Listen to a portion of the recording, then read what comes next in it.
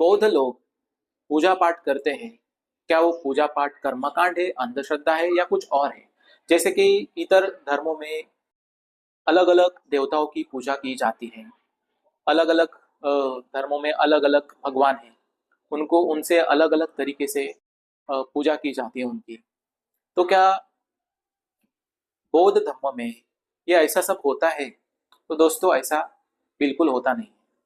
जैसे हम एक छोटी सी शुरुआत करते हैं कि त्रिशरण पंचशील से हम शुरुआत करते हैं। ये छोटा मैं त्रिशरण पंचशील से ही शुरुआत करने वाला हूँ, क्योंकि ये वीडियो काफी लंबा हो जाएगा और इसके आगे आगे हम लोग मैं बताऊंगा कि क्या होता है, क्या नहीं होता है, कैसी भगवान बुद्ध के सूत्र बोले जाते हैं, उन सूत्रों में क्या क्या है, भगवान बुद्ध की गाथाओं में क्या है।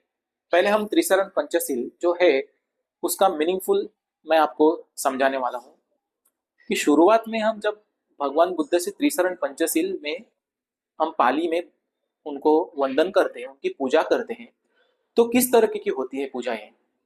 तो शुरुआत में हम बोलते हैं कि नमो तस्स भगवतो अरहतो सम्मा संबुद्धस्स। ये हम 3 बार कहते हैं। और इसका अर्थ क्या होता है? किसी और को उनके मन में कुछ अलग अलग ख्याल आते होंगे कि इन्होंने कुछ तो भगवान बुद्ध से कुछ तो मांग लिया है। तो एक्चुअली में ऐसा नहीं है। इसका अर्थ होता है कि मैं उस भगवान बुद्ध को नमन करता हूँ, उनको वंदन करता हूँ कि जो जागरूक है, सम्यक संबुद्ध है, उस तथागत को मैं वंदन करता हूँ। ये इस सेंटेंस का, इस वाक्य का पहला अर्थ होता है। और दूसरी बार जब हम बुद्धं शरणं गच्छामि, धम्मं शरणं गच्छामि, संघं शरणं गच्छामि, ये 3 बार हम जब बोलते हैं तो इसका अर्थ क्या होता होगा? लोग क्या समझते होंगे? हम बुद्ध की शरण जाते हैं। बुद्ध यानी हमारी बुद्धि। हम हमारे ही बुद्ध को, हमारी ही बुद्धि को शरण जाते हैं और बुद्ध को भी शरण जाते हैं। फिर होता है भगवान बुद्ध का धम्म, जो भगवान बुद्ध ने अपने धम्म चक्र प्रवर्तन वाणी से हर जगह जगह जाके उन्होंने देशना दी है, धम्म चक्र प्रवर्तन किया है, धम्म को बढ़ावा दिया है। उस धम्म को हम शरण जाते हैं। और तीसरी बार कहते हैं कि संघं शरणं गच्छामि। तो हम संघं शरणं गच्छामि किसको कहते हैं? हम संघं शरणं गच्छामि उसे कहते हैं जो भगवान बुद्ध तथागत गौतम बुद्ध ने अपने सावक संघ को अपने साथ रखा और उसको आगे आगे बढ़ाया। उस सावक, भगवान बुद्ध के सावक संघ को हम शरण जाते हैं। फिर हम दूसरी बार द्वितीयम्पि बुद्धं शरणं गच्छामि। मैं दूसरी बार भगवान बुद्ध को, मैं बुद्ध को शरण जाता हूँ। फिर होता है द्वितीयम्पि धम्मं शरणं गच्छामि। मैं दूसरी बार धम्म की शरण जाता हूँ, मतलब भगवान बुद्ध के धम्म को मैं शरण जाता हूँ। फिर दूसरी बार कहते हैं कि मैं संघ को शरण जाता हूँ। द्वितीयम्पि बुद्धं शरणं गच्छामि, मतलब मैं दूसरी बार संघ को शरण जाता हूँ। भगवान बुद्ध का जो सावक संघ है उसको शरण जाता हूँ। फिर तीसरी बार हम कहते हैं ततीयम्पि बुद्धं शरणं गच्छामि, ततीयम्पि धम्मं शरणं गच्छामि, ततीयम्पि संघं शरणं गच्छामि। मैं तीसरी बार बुद्ध को शरण जाता हूँ। मैं तीसरी बार उनके धम्म को शरण जाता हूँ। मैं तीसरी बार उनके संघ को शरण जाता हूँ। शरण जाता हूँ मतलब मैं नतमस्तक उनके शरण जाता हूँ, उनको नतमस्तक हो जाता हूँ। फिर हम आगे आगे जाते हैं तो भगवान बुद्ध ने जो हमारे उपासकों को, हमारे हम जो जो गृहस्थ है हम लोग, उनके लिए भगवान बुद्ध ने पंचशील हमें दी है। ये पंचशील का मतलब क्या होता है एग्जैक्टली? ये है क्या पंचशील? तो जब हम शुरुआत करते हैं पंचशील की, जो पहली एक वाक्य है, पानाति पाता वेरमणि सिक्खापदं समाधिया। पानाति पाता वेरमणि मतलब मैं प्राणी हिंसा नहीं करूंगा, मैं प्राणी हिंसा से विरहित रहूंगा। मैं कतई, मतलब जो भी कोई प्राणी है, मतलब किसी को गाली देना, उससे भी हिंसा होती है ना, किसी को बुरा भला कहना उससे भी हिंसा होती है, सामने वाला चिढ़ता है हम पर, वो हिंसा हो जाती है। काटना, मारना वो तो अलग बात है। हम किसी को हम दूर हमारी वाणी से कुछ अभाष्य करें तो उससे भी हानि हो जाती है, उससे भी हिंसा हो जाती है। तो ये होता है पानाति पाता वेरमणि। पानाति पाता मतलब प्राणी हो गया। पानाति पाता वेरमणि सिक्खापदं समादियामि। मैं प्राणी हिंसा से विरत रहने की प्रतिज्ञा ग्रहण करता हूं, मैं हिंसा से विरत रहता हूं। फिर आता है अदिन्न दाना वेरमणि सिक्खापदं समादियामि।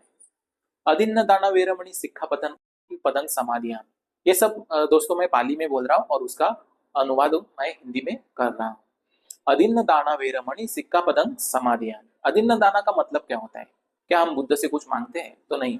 हम हमको कंट्रोल में रखने के लिए, हमें खुद को, हमारे मन को कंट्रोल में रखने के लिए, क्योंकि हमारी हमारी जो लाइफ है, हमारा जो जीवन है, वो सुव्यवस्थित चले, वो सरल चले, हम किसी दिशा में ना भूले, इसलिए भगवान बुद्ध ने पहला गृहस्थ को ये 5 पंचशील दिए हुए हैं। ये किसी धर्म के लिए नहीं है, किसी जाति के लिए नहीं है, किसी वर्ण के लिए नहीं है, ये सभी के लिए। जो पृथ्वी पे जो सब लोग रहते हैं, जो भी प्राणी है जो पृथ्वी पे रहते हैं या इतर दिशाओं में भी रहते, इतर कहीं भी रहे या अंतरिक्ष में कहीं भी रहे, उनके लिए पहला ये पंचशील जरूरी है। अदिन्न दाना वेरमणि का मतलब होता है कि मैं चोरी नहीं करूंगा, मैं चुराया हुआ किसी का धन मेरे पास भी नहीं रखूंगा, या मैं किसी की चोरी नहीं करूंगा। मेरा मन ऐसा करे तो मैं उस मन को मेरे काबू में रखूंगा और उससे मैं विरत रहूंगा और मैं कभी चोरी नहीं करूंगा। तो इस अदिन्न दाना वेरमणि का अर्थ होता है। तीसरा अर्थ है कामे सुमिच्चचारा वेरमणि सिक्का पदं समाधियामि। अब ये कामे सुमिच्चचारा क्या है? ये कामे सुमिच्चचारा मतलब होता है कि हमारे अंदर आने वाली काम वासना, हमें खुद को कंट्रोल करना चाहिए। हम जो भी हमारे मन में काम वासना आती है, हम उसे कंट्रोल में रखना चाहिए। जैसे कि कोई स्त्री है, कोई स्त्री चल रही है, हम उसको गलत नजर से देखते हैं, तो हमें हर एक स्त्री को, हर एक कोई भी जो भी प्राणी है, हमें उससे अच्छे नजर से देखना चाहिए। उसके प्रति हमारे मन में जो काम वासना के भाव आते हैं, उसे हम विरत रहते हैं, हमें उसे विरत रहना है। तो ये तीसरा इसका अर्थ होता है कि काम वासना विरत रहना। कामे सुमिच्चाचार वेरमणि सिक्खापदं समाधियामि।